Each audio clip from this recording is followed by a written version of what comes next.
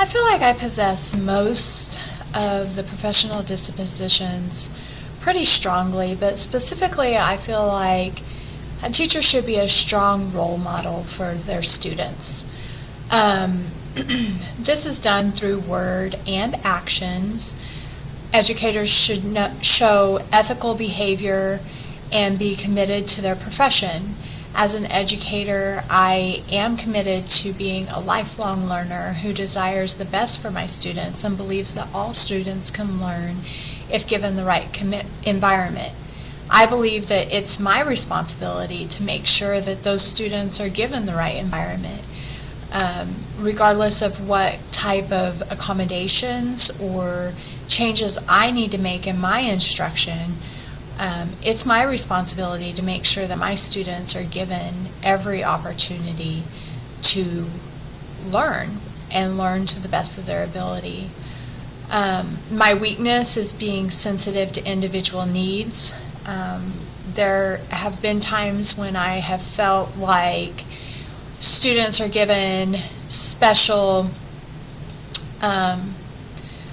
accommodations that maybe aren't necessary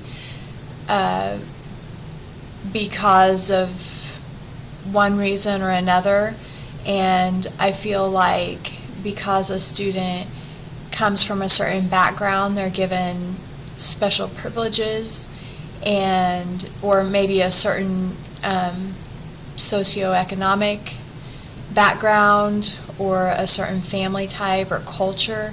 They're given certain privileges, and I have felt an injustice in that in the past, but I really am working hard to try to understand each individual and realize that they have a story and a background, and that background does affect how they learn, what they learn, and how they retain information, even how their brains work.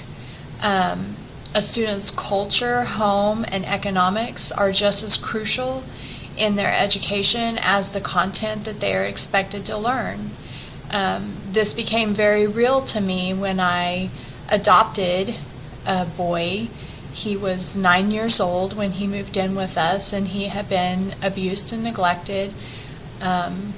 He was obviously behind his peers academically and socially, and the more I researched his particular situation, the more I realized a lot of it had to do with the way he had been raised. He had been, while he was at home, he was not treated well, he was not nourished emotionally or physically.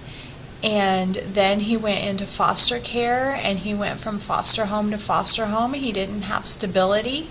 He never had the chance to really grow